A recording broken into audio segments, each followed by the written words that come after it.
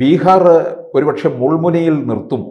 കാരണം ഈ പ്രവചനങ്ങളൊക്കെ നടത്തിയത് സർവേ ഫലം ഒക്കെ എൻ ഡി എക്ക് മുൻതൂക്കമാണ്. പക്ഷെ തൂക്ക് സഭയ്ക്കും സാധ്യത തള്ളിക്കളയുന്നില്ല എന്നുള്ളതാണ്. അതെ, അങ്ങനെ വന്നു കഴിഞ്ഞാൽ കാര്യങ്ങൾ മറിയാനുള്ളത് ഉണ്ട്. നിതീഷ് കുമാറിനെ വിശ്വസിക്കാൻ പറ്റും. അതിൽ ഇപ്പോഴത്തെ കണക്ക് നോക്കുമ്പോൾ ആക്സിസ് പോളുകാർ മാത്രമാണ്, സർവേക്കാർ മാത്രമാണ് ശരിക്കും പറഞ്ഞാൽ ഒരു ഹങ്ങിന് അടുപ്പിച്ച് ഒരു ചാൻസ് പറയുന്നത്. എന്നാലും അവരും പൂർണ്ണമായിട്ടും പിന്നെ എൻ ഡി എക്ക് എഗൻസ്റ്റ് അല്ല. അവർ പറയുന്നത് 121, 141. അപ്പം 121 എന്ന് പറഞ്ഞാൽ ഏറ്റവും ലോവസ്റ്റ് വന്നു കഴിഞ്ഞാൽ പ്രശ്നമാണെന്നുള്ളതാണ്. 121 വന്നാൽ 121 മുതൽ 141 വരെ. അപ്പോൾ അവർ പറയുന്നത് അതിൻ്റെ മിഡ് ആയിരിക്കും ഞങ്ങൾ എടുക്കുന്നത്, അതായത് 130 വന്നാൽ കുഴപ്പമില്ല. 243-ൽ 122 കഴിഞ്ഞാൽ ഭൂരിപക്ഷമായി, 22 ആയാൽ ഭൂരിപക്ഷമായി. 121 വന്നാൽ പ്രശ്നമാണ്, ഒരു സീറ്റിൻ്റെ പ്രശ്നം വരും. അപ്പം 121-ഉം 144-ഉം പറയുന്നു. ആക്സിസുകാർ തന്നെ പറയുന്നത് അതിൻ്റെ ഒരു മിഡ് വരാനാണ് സാധ്യത, അതായത് 130-ന് അടുപ്പിച്ച് എൻ ഡി എ വരുമെന്ന്. അങ്ങനെ വന്നാലും എൻ ഡി എക്ക് ഒരു 8 സീറ്റിൻ്റെ ഭൂരിപക്ഷം പിന്നെയും ഉണ്ട്. പക്ഷേ അതുപോലെ പിന്നെ മഹാഗഡ്ബന്ധന് 98, 118 പറയുന്നത്. അവിടെയും 118 എന്ന് പറയുമ്പോൾ സ്വതന്ത്രരായിട്ട് ഒരു പിന്നെ ഈ ഇവരുടെ കണക്കൂട്ടിൽ ഒരു 8 മുതൽ 10 വരെ പേരെ അവർ കൂട്ടുന്നുണ്ട്. അപ്പം അങ്ങനെ വരുമ്പോൾ ഈ സ്വതന്ത്രരെ കൂടെ പിടിച്ച് മഹാഗഡ്ബന്ധന് മന്ത്രിസഭ ഉണ്ടാക്കാൻ കഴിയുമോ എന്നൊക്കെയുള്ള ചില ചിന്തകൾ അവിടെ ചോദിക്കുന്നുണ്ട്. പക്ഷേ 6 എക്സിറ്റ് പോളുകൾ പൂർണ്ണമായും എൻ ഡി എക്ക് അനുകൂലമാണ്. ഈ ആക്സിസ് പോളിൻ്റെയും എൻ ഡി എക്ക് അനുകൂലം തന്നെയാണ്. എൻ ഡി എ ഒരു 130 സീറ്റിനടുപ്പിച്ച് ജയിക്കുമെന്ന് തന്നെയാണ് അവർ പറയുന്നത്. പക്ഷേ അവരുടെ ലോവസ്റ്റ് വെച്ചിട്ടാണ് ഇപ്പോൾ പലരും സംശയം പറയുന്നത്. 121 വന്നാൽ അപ്പോൾ 122 എത്തിയാലേ ഭൂരിപക്ഷം ആകുള്ളൂ. അപ്പോൾ ഒരു സീറ്റിൻ്റെ വ്യത്യാസത്തിന് എങ്ങനെ വരും എന്നൊക്കെയാണ്. അപ്പോൾ അതുകൊണ്ട് ഭൂരിപക്ഷം പിന്നെ കിട്ടാതെ വരുന്നൊരു പ്രശ്നം ഉണ്ടാകുമെന്ന് എനിക്ക് തോന്നുന്നില്ല. അവിടുത്തെ വോട്ടിംഗ് ട്രെൻഡുകൾ ഇതുവരെ ഉള്ളത് കാണിക്കുന്നത്, ഈ ആക്സിസ് പോളുകാർ തന്നെ പറയുന്നത് മഹിളാ ശക്തി ഭയങ്കരമായിട്ട് നിതീഷ് കുമാറിന് അനുകൂലമായി നിന്നിരിക്കുന്നു. ബീഹാറിൻ്റെ ശക്തി അവിടെയാണ്. ബീഹാറിൻ്റെ ശക്തി മഹിളാ ശക്തിയാണ്. അവർ 50% കൂടുതലാണ് സ്ത്രീകളുടെ വോട്ട്. അതിൽ ഏതാണ്ട് വലിയൊരു വിഭാഗം, മെജോറിറ്റി, അതായത് ചെറുപ്പക്കാരൊഴിച്ച്, അതായത് ഈ 18-നും 29-നും വയസ്സുള്ള ഇടയ്ക്കുള്ള ചെറുപ്പക്കാരൊഴിച്ച്, അവർ ഈ ജോലിയുടെ പേരിൽ കുറേ പേര് ജൻസ് പിന്നെ ശക്തിക്കും അതുപോലെ തന്നെ RJDക്കും വോട്ട് ചെയ്തിട്ടുണ്ടെന്നാണ് പറയുന്നത്. എല്ലാവർക്കും തൊഴിലെന്നുള്ള, സർക്കാർ ജോലി എല്ലാവർക്കും കൊടുക്കുമെന്നുള്ള കണ്ടീഷനിൽ തേജസ്വിക്കും കുറച്ച് പേര് ജനശക്തിക്കും വോട്ട് ചെയ്തിട്ടുണ്ട് എന്നാണ് പറയുന്നത്. അത് ആ ഒരു പെർസെൻറ്റേജ് ഒഴിച്ചാൽ വനിതകൾ ഏതാണ്ട് നല്ല വിഭാഗം നിതീഷിന് അനുകൂലമാണ്. അപ്പോൾ അതാണ് ഒരു മെയിൻ ഫാക്ടർ. പിന്നെ പറയുന്ന ഒരു ഫാക്ടർ രാഹുൽ ഗാന്ധിയുടെ ബുദ്ധിയാണ്. അത് എൻ ഡി എക്ക് ഗുണകരമായി എന്നുള്ളതാണ് പറയുന്നത്. അതായത് വോട്ട് ചോരി അടക്കം, പിന്നെ മഹാഗഡ്ബന്ധനകത്തുണ്ടാക്കിയ തർക്കം, തേജസ്വിയുമായിട്ടുണ്ടായ പ്രശ്നങ്ങൾ, പിന്നെ സൗഹൃദ മത്സരം എന്ന് പറഞ്ഞ് നിൽക്കുന്നത് ഒക്കെ കാരണം ഈ 61 സീറ്റിൽ ഏതാണ്ട് 20-ൽ താഴെയാണ് ഈ പിന്നെ ആക്സിസുകാർ തന്നെ പറയുന്നത്. മറ്റുള്ളവരെല്ലാം 15-ൽ താഴെയാണ് പറയുന്നത്.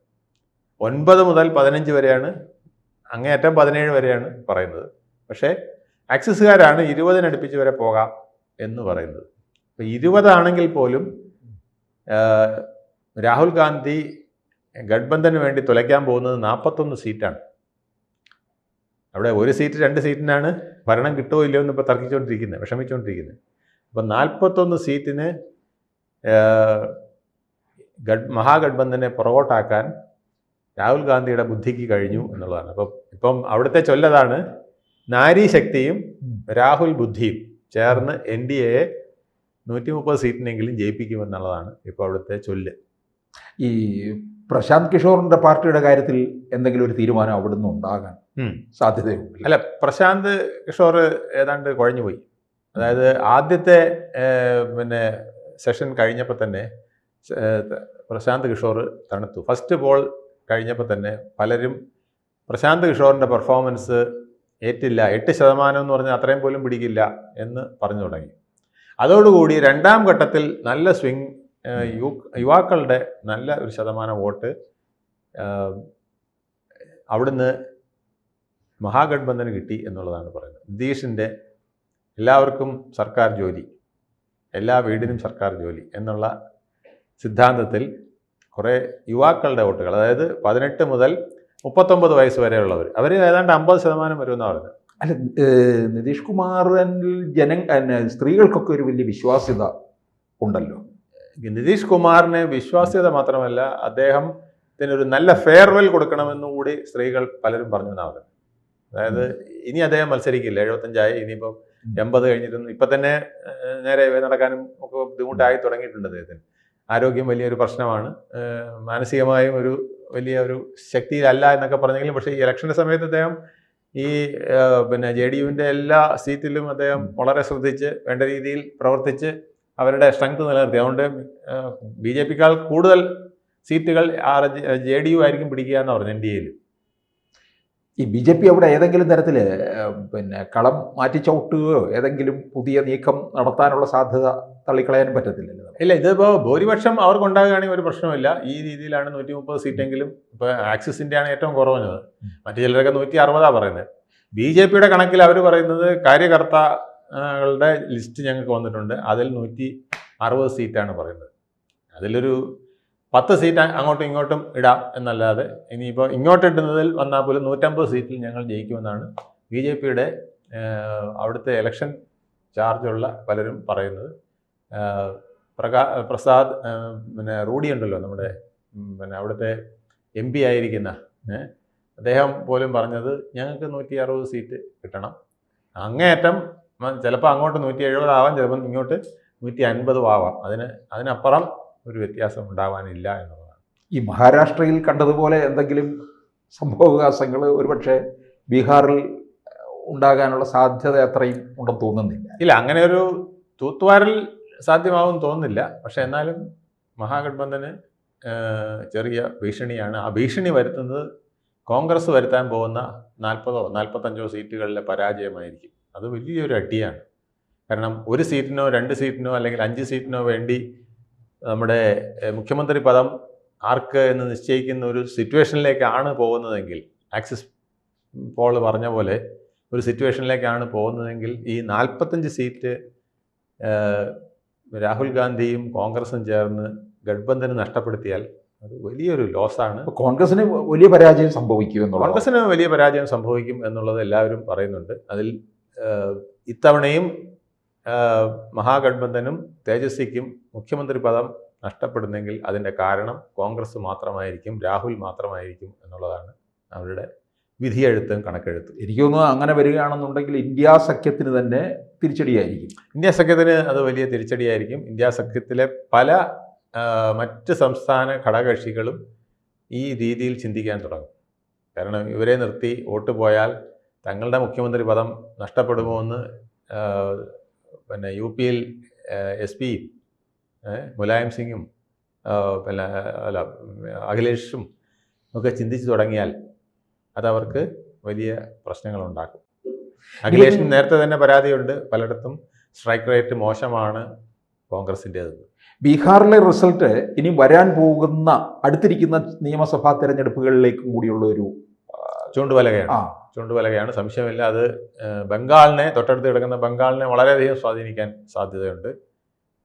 ബംഗാളിൽ കൂടുതൽ സ്ട്രിക്റ്റായിട്ട് SIR ഉൾപ്പെടെയുള്ള കാര്യങ്ങൾ നടപ്പിലാക്കിക്കൊണ്ട് അവിടെ മുന്നോട്ട് വന്നാൽ BJPക്ക് ഒരു ബെറ്റർ പ്രോസ്പെക്ട്സ് അവിടെ ഉണ്ട് എന്ന് അവർ കാണുന്നു. അതെല്ലാം ഈ ബീഹാറിനെ ആശ്രയിച്ചായിരിക്കും ഇരിക്കുന്നത്. ബീഹാറിൻ്റെ ഫലപ്രഖ്യാപനം, അവിടുത്തെ നോർത്തേൺ റീജിയനിലുള്ള ബീഹാറിൻ്റെ ഭാഗങ്ങളിൽ നിന്നുള്ള വോട്ട്, അതൊക്കെ അവർക്ക് മുഖ്യമായ ഒരു ഘടകം തന്നെയായിരിക്കും.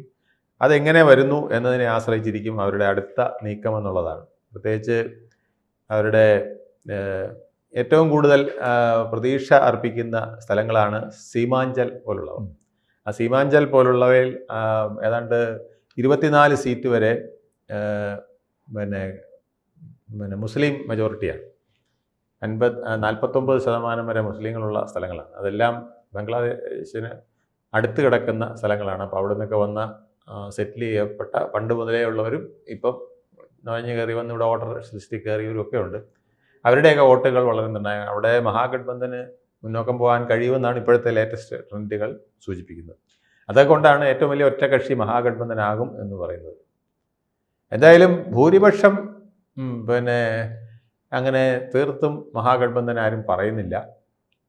ആക്സിസ് പോൾ പോലും പറയുന്നത് തൊട്ടില്ല എന്നുള്ള രീതിയിൽ നിൽക്കും.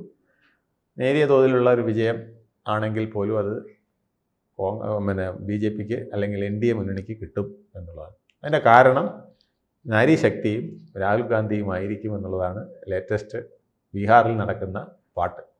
കൂടുതൽ വാർത്തകളും വിശേഷങ്ങളും നിങ്ങളിലേക്ക് എത്താൻ ABC മലയാളം സബ്സ്ക്രൈബ് ചെയ്യുക, ബെൽ ബട്ടണും അമർത്തുക.